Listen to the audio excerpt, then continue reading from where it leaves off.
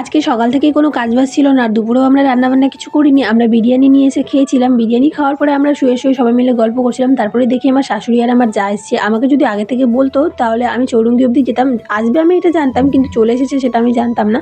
তারপরে দেখো এখানে মাকে মিষ্টি আনতে পাঠিয়েছিলাম, তো মা মিষ্টি নিয়ে চলে এসেছে। মিষ্টিগুলো দিয়ে দিলাম। আর আমার জা কিন্তু আমাদের বাড়ি এবার প্রথমবারই এসেছে। আমার শাশুড়ি আগেও একবার এসেছিল, কিন্তু আমার ইচ্ছে আছে আমার শ্বশুরবাড়ি সবাই একদিন একসাথে আমাদের বাড়িতে আসবে, তো দেখা যাক সেটা কবে হয়। তারপরে আমরা সবাই বসে অনেকক্ষণ ধরে গল্প করেছি। গল্প করার পরে আমরা সবাই রেডি হতে গিয়েছিলাম। আর পাপাকে জানো তো আমার যা রেডি করে দিয়েছে, কিন্তু ও একটুও কান্না করেনি, জানি না কেন। ওই এমনি আমার কাছে রেডি হতে গেলে কান্না করে, কিন্তু চুপচাপ ছিল, কান্না করেনি একটুও। তারপরে চলে এসেছি আমরা রাধা গোবিন্দ মন্দিরে। আমার শাশুড়ির সাথে পরিচয় করিয়ে দিচ্ছি। আর আমি যেহেতু অনেকদিন হলে এসেছি, কিন্তু দাদুর সাথে একদিনও দেখা করিনি। আর এখানকার রাধা গোবিন্দ মন্দিরের ঠাকুরটা দেখো কি সুন্দর, আমার তো ভীষণ ভালো লাগে। আমি তো ছোট থেকে দেখেই আসছি, তাও তোমাদেরকে একবার দেখালে। এক এক করে আমরা সবাই মিলে এখানে প্রণাম করে চলে আসলাম ফুচকা খেতে আর একটু মেলাটা ঘুরে দেখতে, কারণ আমার শাশুড়িরা আবার বাড়ি যাবে, বেশিক্ষণ থাকবে না, তার জন্য আর বসে কীর্তন শুনিনি। তারপরে চলে এসেছি আমরা এখানে চপ ঘুগনি খেতে। ফুচকা খাওয়ার পরে চপ ঘুগনি খেয়েছি, কিন্তু ফুচকাটা জানো তো খুব একটা ভালো ছিল না, কিন্তু চপ ঘুগনিটা বেশ ভালো ছিল। আমরা তো ছোটো থেকে এই দোকানেই খেয়ে আসছি। তারপরে এখানে সবাই মিলে আমরা আইসক্রিম খেয়ে নিচ্ছি। আর পাপাকে দেখো, ওর যেহেতু ভীষণ ঠান্ডা লেগেছে, তার জন্য ওকে না শুধু কাঠি ধরিয়ে দিয়েছে, আইসক্রিম দেয়নি, ওই সেটাকেই খাচ্ছে। আর তারপরে এখানে দেখো ও গাড়ি নিয়ে খেলা করছে। এই গাড়িটা কেনার সময় যে কি কাণ্ড হয়েছে কি বলবো,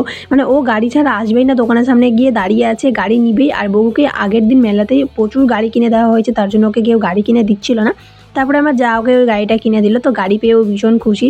তারপরে আমরা চলে আসলাম বাড়ি। আর এই যে হচ্ছে ওর গাড়ি, ওকে দেখো গাড়ি দিলাম, তো কি খুশি হলো। বাড়িতে এসে কিছুক্ষণ গল্প করার পরে আবার এখন আমরা চলে যাচ্ছি চৌরঙ্গি আমার শাশুড়ি আর আমার যাকে গাড়িতে উঠাতে। জানো তো আমার মায়ের হাতে না একটা ব্যাগ ছিল, সেটা দিতে ভুলে যাচ্ছিল। আমার শাশুড়ি না বললে আমার মায়ের হাতে ব্যাগটা থেকে যেত। আর ওই ব্যাগের মধ্যে আছে লাচ্চা সিমই আর একটা শাড়ি, যেটা আমার যাকে দিয়েছে। আমার মায়ের এটা আগে থেকে অভ্যাসে, বাড়িতে নতুন কেউ আসলে তাকে জামা কাপড় দেবে, তো সেই জন্য শাড়িটা দিয়েছে। তারপরে আমরা মাছ কিনে চলে আসলাম বাড়ি। আর দিদি জামাই গেছিল মেলা, আমি বাবুচনা খেতে চেয়েছিলাম, তাই আমার জন্য বাবুচনা নিয়ে এসেছে।